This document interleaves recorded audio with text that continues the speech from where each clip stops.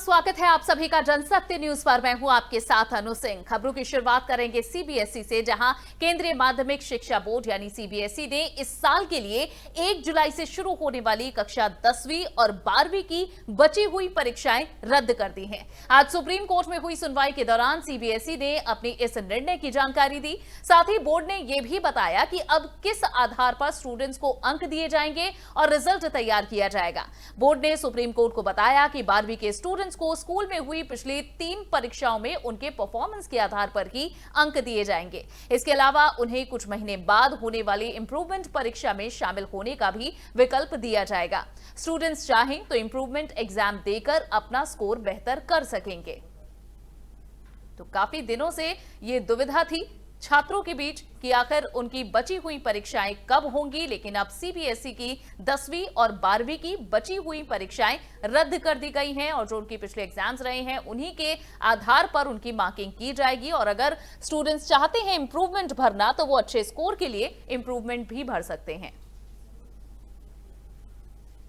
उधर देश में कोरोना के बढ़ते संक्रमण के बीच पंजाब के स्वास्थ्य मंत्री बलबीर सिद्धू ने कहा है कि अगर कोरोना से हालात नहीं सुधरे तो जल्द पूरे राज्य में दोबारा से लॉकडाउन लगाया जा सकता है। इसके साथ ही बलबीर ने दिल्ली को आसपास के राज्यों में कोरोना फैलाने के लिए जिम्मेदार भी ठहराया।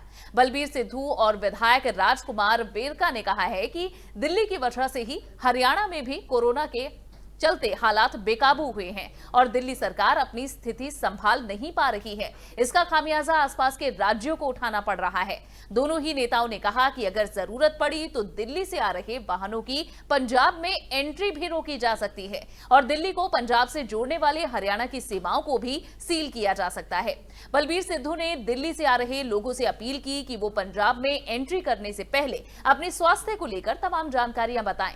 पंजाब सरकार के प्रवक्ता राजकुमार वेरका ने दिल्ली मॉडल को पूरी तरह से फेल बताते हुए दिल्ली को आसपास के राज्यों की कोरोना स्थिति के लिए जिम्मेदार ठहराया और कहा कि अगर पंजाब में स्थिति बिगड़ती है तो ऐसे में सरकार के पास लॉकडाउन को एक बार फिर से सख्ती के साथ लागू करने के अलावा दूसरा कोई रास्ता नहीं बचता।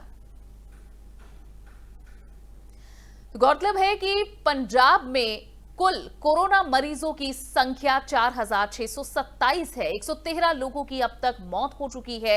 अभी एक्टिव केसेस की संख्या 1,415 है।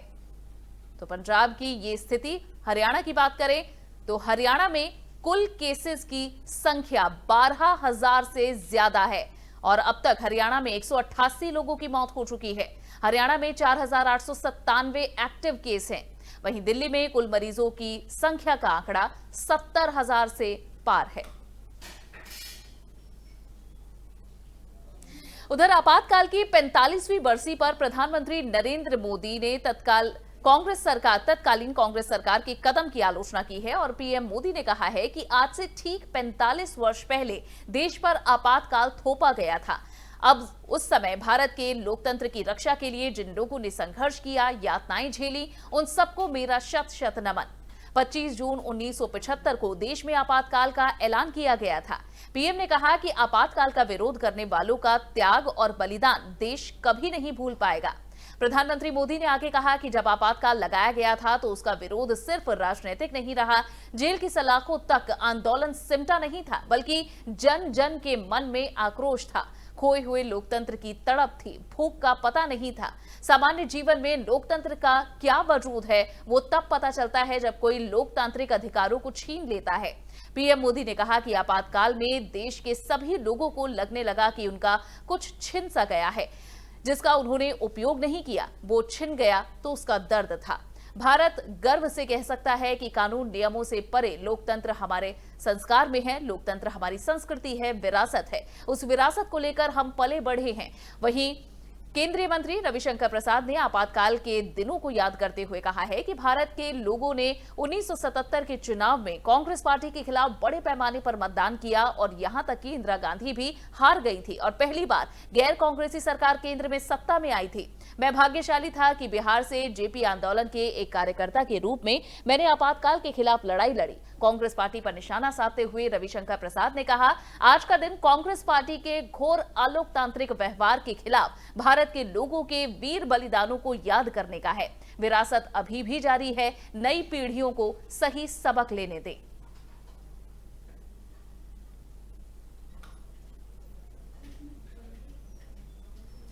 बढ़ेंगे आगे, जहां भारत और चीन के बीच तनाव बढ़ता ही जा रहा है। गलवान घाटी में हुई हिंसक झड़प के बाद चीन के प्रति भारत में लोगों का आक्रोश भी दिख रहा है। वहीं अब दिल्ली के होटल और गेस्ट हाउस में चीनी नागरिकों को नहीं ठहरने दिए जाने का फैसला लिया गया, जहां confederation of all India traders यानी कैट के चीनी सामान बहिष्कार के आह्वान पर दिल्ली के बजट होटल के संगठन Delhi hotel and guest house owners association यानी धुर्वा ने एक बड़ा फैसला लिया है। संगठन ने घोषणा की कि चीन की हरकतों को देखते हुए फैसला लिया गया है कि दिल्ली के होटल और गेस्ट हाउस में अब से किसी भी चीनी नागरिक को ठहराया नहीं जाएगा। दिल्ली में लगभग 3000 बजट होटल और गेस्ट हाउस हैं, जिनमें लगभग 75,000 कमरे हैं। Delhi hotel and guest house owners association की तरफ से जानकारी दी गई कि चीन जिस प्रकार से भारत के साथ व्यवहार कर रहा है और हिंसक झड़प में जिस तरीके से भारतीय सैनिक शहीद हुए हैं, उनके कारण दिल्ली के सभी होटल कारोबारियों में बेहद गुस्सा है। ऐसे समय में जब कैट ने देश भर में चीनी वस्तुओं के बहिष्कार का अभियान चलाया है, उसमें दिल्ली के होटल और गेस्ट हाउस कारोबारी भी बढ़ चढ़कर हिस्सा लेंगे और उसी को देखते हुए यह फैसला लिया गया है कि अब से दिल्ली में किसी भी बजट होटल या गेस्ट हाउस में किसी भी चीनी व्यक्ति को ठहराया नहीं जाएगा। कैट के राष्ट्रीय महामंत्री प्रवीण खंडेलवाल ने इस फैसले का स्वागत करते हुए कहा है कि इससे यह स्पष्ट है कि कैट के जरिए शुरू किया गया चीनी वस्तुओं के बहिष्कार का आह्वान देश से विभिन्न वर्गों में लोगों को जोड़ेगा। कैट अब ट्रांसपोर्ट, किसान, हॉकर्स, लघु उद्योग, उपभोक्ता, स्वयं उद्यमी, महिला उद्यमी और साथ ही इनके राष्ट्रीय संगठनों से संपर्क कर इस अभियान से उन्हें जोड़ेगा।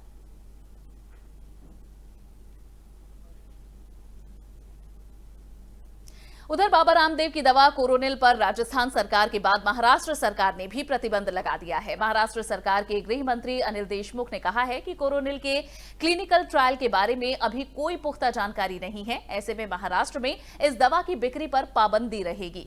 महाराष्ट्र के गृह मंत्री अनिल देशमुख के मुताबिक national institute of medical science Jaipur से ये पता लगाया जाएगा कि क्या पतंजलि के कोरोनिल का क्लिनिकल ट्रायल किया गया था। देशमुख ने कहा कि बाबा रामदेव को चेतावनी देते हैं कि हमारी सरकार महाराष्ट्र में नकली दवाओं की बिक्री की अनुमति हरगिज नहीं देगी। गौरतलब है कि आयुष मंत्रालय की आपत्ति के बाद राजस्थान पहला राज्य बना था जिसने बाबा रामदेव की दवा कोरोनिल की बिक्री पर रोक लगा दी। राजस्थान सरकार ने अपने आदेश में कहा कि केंद्रीय आयुष मंत्रालय की स्वीकृति के बिना कोविड-19 महामारी की दवा के रूप में किसी भी आयुर्वेदिक औषधि का विक्रय नहीं किया जा सकता। राजस्थान सरकार ने कहा कि कोविड-19 महामारी के उपचार के दौरान दवा के रूप में किसी भी औषधि का विक्रय पाए जाने पर विक्रेता के खिलाफ सख्त कार्रवाई की जाएगी। इससे पहले केंद्रीय आयुष मंत्रालय ने रामदेव के दावों पर सवाल भी खड़े किए थे। विज्ञापन पर रोक लगाई जाए और दवा की जांच की बात कही। पतंजलि से दवा के बारे में भी जानकारी मांगी गई।